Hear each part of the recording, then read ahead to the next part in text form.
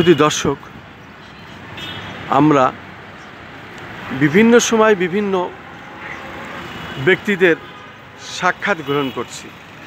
আমাদের চ্যানেলগুলির পক্ষ থেকে আমি খন্দকার মাসুদুজ্জামান ধারাবাহিকভাবে যেটা প্রচার করে যাচ্ছি, যেহেতু এই বাংলাদেশটা বিভিন্ন শ্রেণী, বিভিন্ন পেশার, বিভিন্ন ধর্মের মানুষের এই বাংলাদেশে বসবাস, প্রত্যেকের এখানে অভিমত আছে এবং সেই অভিমতটা আমরা কে কেমনে ব্যক্ত করে সেটাই আমরা প্রচার করে থাকি সাধারণত।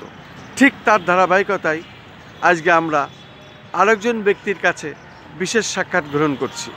আপনি আপনার নাম পরিচয় দিয়ে বলুন, আপনি কেমন বাংলাদেশ দেখতে চান এবং এই রাজনীতি কি পরিবর্তন হলে পারে বাংলাদেশের মানুষ শান্তিতে বসবাস করতে পারবে, বাংলাদেশ ভালো চলবে।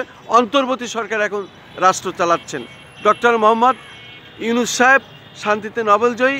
ইনি হলেন এখন প্রধান উপদেষ্টা। ওনার নেতৃত্বেই এই চীনে উনি কামিয়াবি হয়ে এসেছেন। বিভিন্ন দেশে, বিভিন্ন পৃথিবীর সব জায়গায় ওনার সুনাম আছে। উনি এই দেশকে শান্তিপূর্ণভাবে কিভাবে রাখা যায় সেই চেষ্টাই করছেন। আপনার অভিমত কি? আমি মোহাম্মদ মতিউর রহমান সর্দার, পেশায় সাংবাদিকতা, মাঝে মধ্যে পত্রিকা আর্টিকেল লিখে থাকি। আমার অভিমত এটা জাতিরও অভিমতের ভিতরে পড়তে পারে। বাংলাদেশ স্বাধীনতা অর্জন, মূল বিষয়গুলোই বলি। বাংলাদেশ স্বাধীনতা অর্জনের পক্ষে কে দায়িত্ব পালন করছে সেটা আজ জাতির কাছে স্পষ্ট। শহীদ রাষ্ট্রপতি জিয়াউর রহমান এই ব্যক্তির যদি জন্ম এই বাংলার বুকে না হতো তাহলে এই বাংলাদেশ স্বাধীনতার মুখ দেখতে পারত না। মহান আল্লাহ পাক বুঝে শুনেই দায়িত্ব পালন করান এবং তিনি আগেই সেই দায়িত্ব দান করে রাখেন।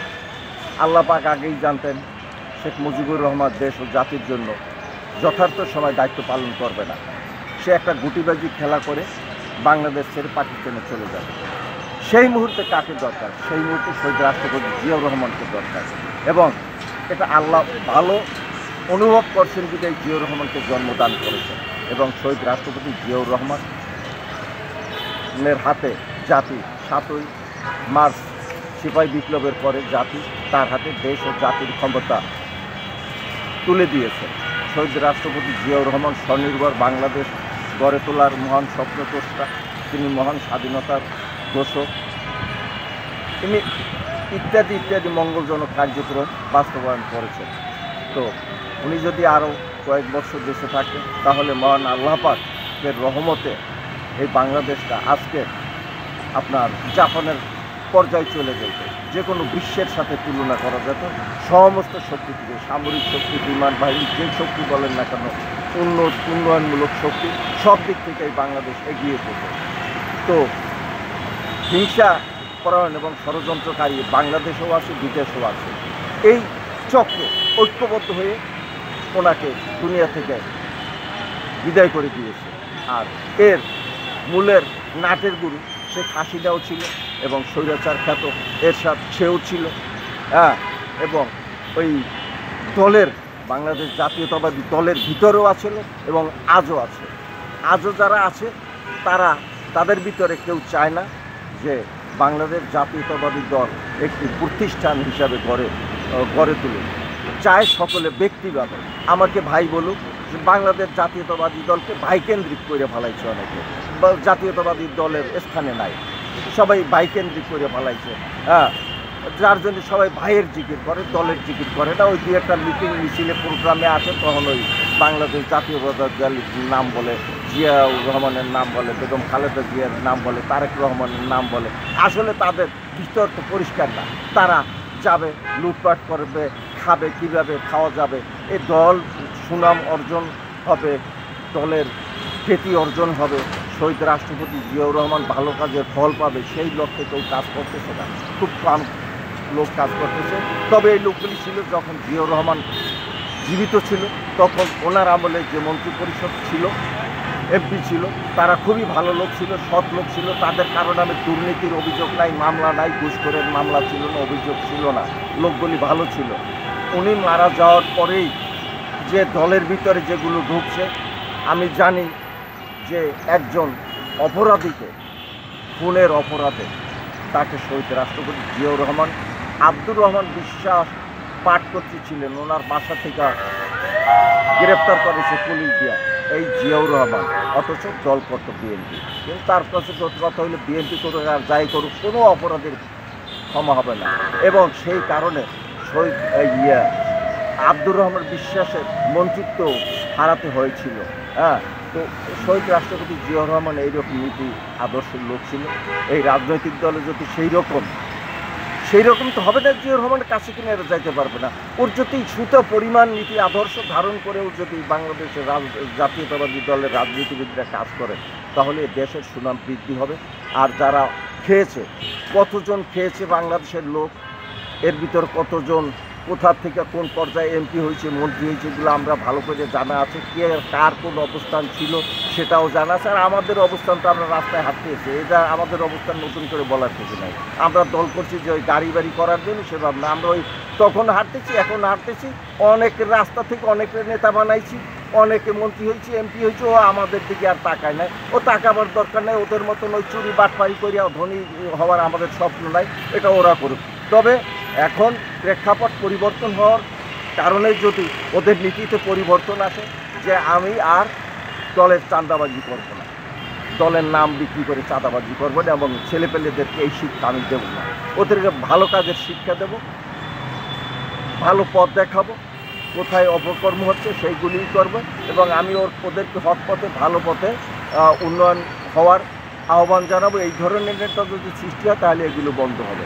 হ্যাঁ, তাছাড়া বন্ধ হবে না, এবং বাংলাদেশ জাতীয়তাবাদী দলের সুনাম বৃদ্ধি হবে। আর আপনি বলছিলেন উপদেষ্টা পরিষদ, হ্যাঁ, উপদেষ্টা পরিষদ আলোচিত সমালোচিত দুইভাবেই আছে, দুইভাবেই কাজ করতেছে।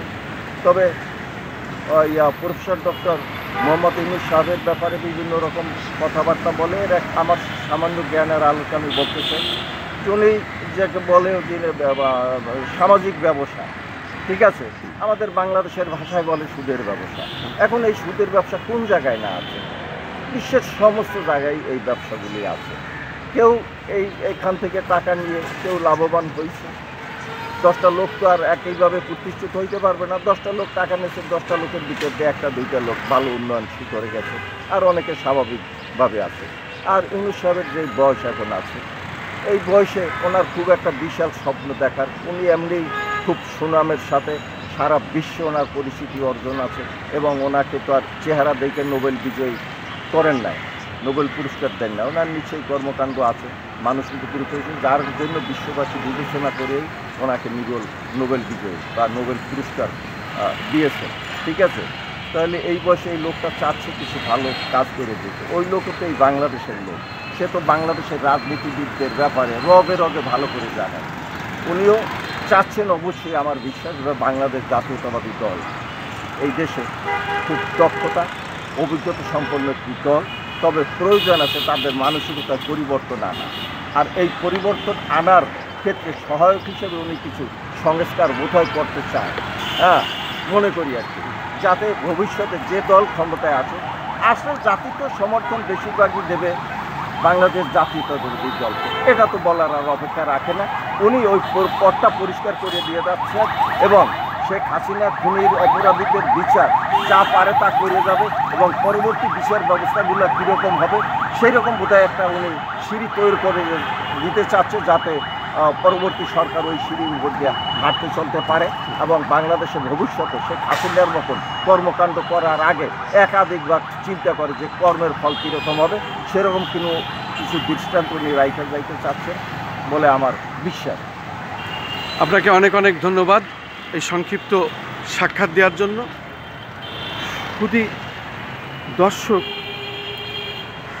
দর্শক, আমরা কেমন বাংলাদেশ চাই, এই মর্মে ধারাবাহিকভাবে বাংলাদেশের যারা বিভিন্ন পেশা শ্রেণী এবং বিভিন্ন বয়সের যারা কাজে সম্পৃক্ত, যারা সরাসরি এদেশের সমস্ত আন্দোলন সংগ্রামে ভূমিকা রেখেছেন বা দেখেছেন, অংশগ্রহণ করেছেন, এমন কিছু মানুষের আমরা সাক্ষাৎ গ্রহণ করে থাকি।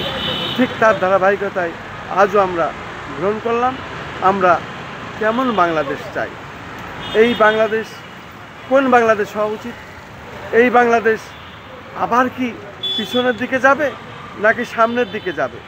আমরা চাই বাংলাদেশ নতুন আঙ্গিকে আবার রূপ ধারণ করুক, বাংলাদেশ এগিয়ে চলুক। এই বাংলাদেশ আমার আপনার। আমি খন্দকার মাসুদুজ্জামান। আজকের মতো আমরা এখানেই শেষ করছি। রাজধানী ঢাকা।